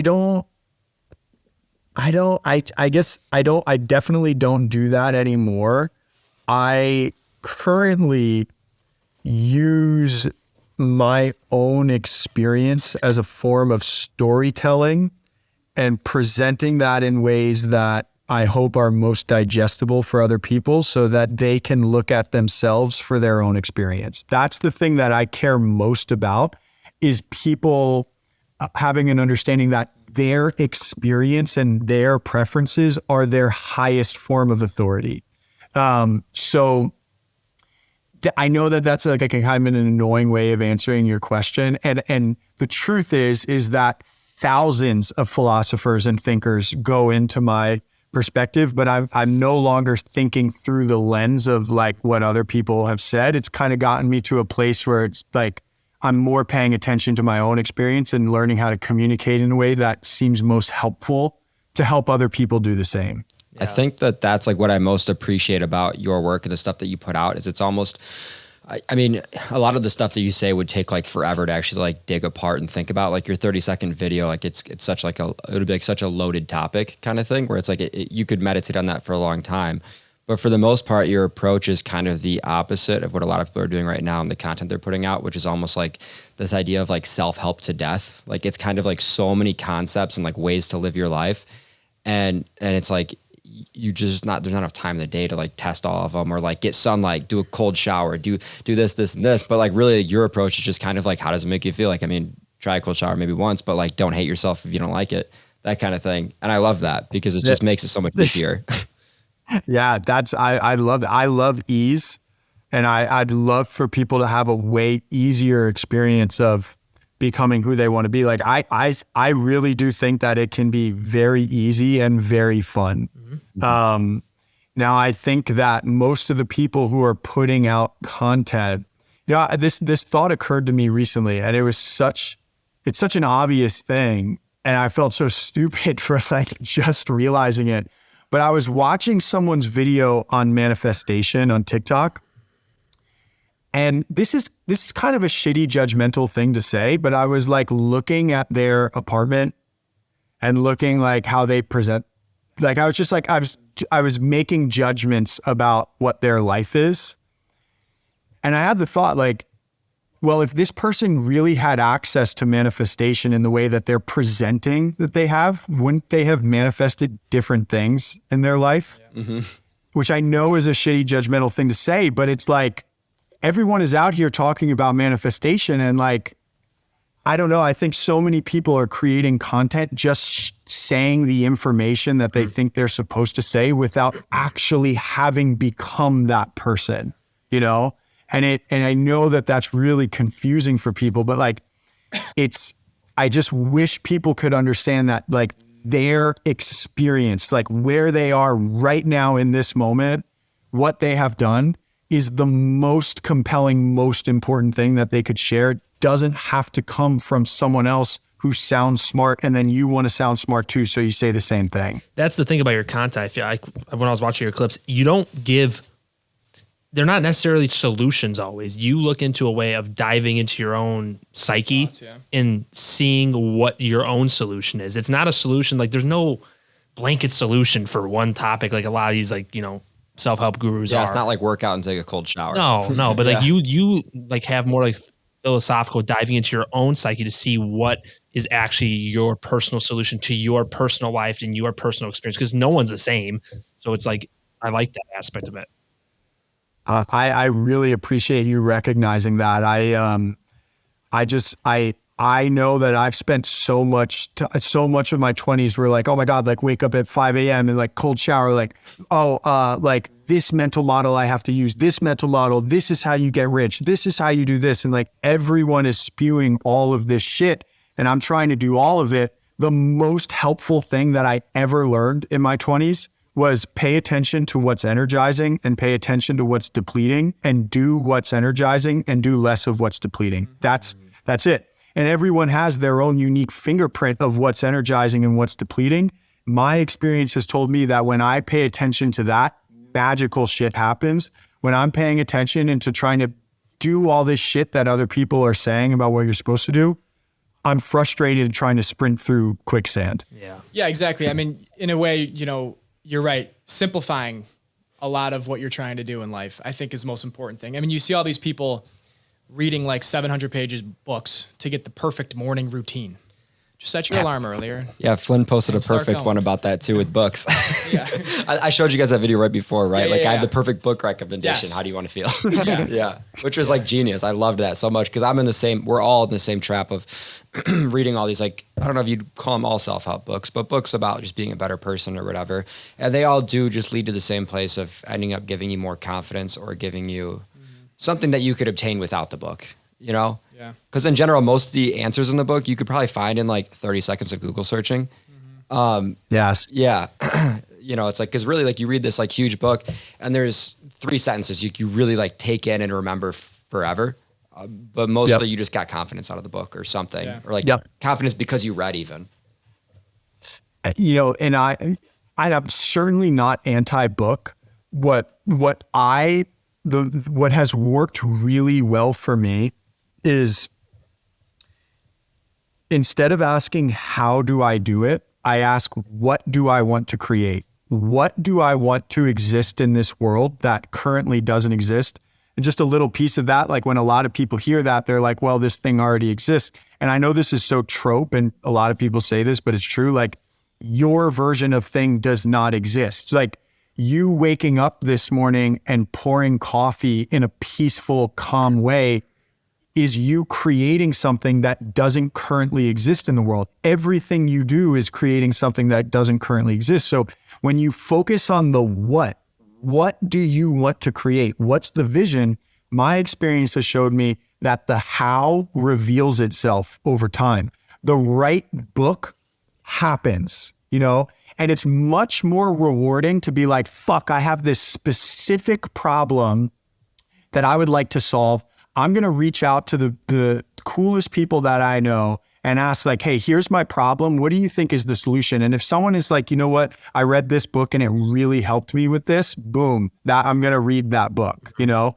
But if I'm reading a book with an understanding of what I want to create, then I'm reading the book understanding what's useful and what's not. It's relative to the goal. Most people are living life desperately searching for the how. So when people are like, what's the right book? What's the right book? They're just in this space of how do I do it? How do I do it? How do I do it? Without any energy being placed on what they want to do. And it's fine. That's fine. my experience has told me that that's exhausting and dissatisfying. Yeah, you're forgetting to like set intentions, right? Like it's kind of like going into a day without any intentions. You can't really win a day if you don't know what you're trying to win. What you want to create. Yeah. Exactly. Yeah. That's crazy. Yeah. So I guess that's an amazing note to end off on too. I know that our cameras are going to die out on us soon. And, we'll give you some of your time back. I'm sure that you got a busy day ahead of you.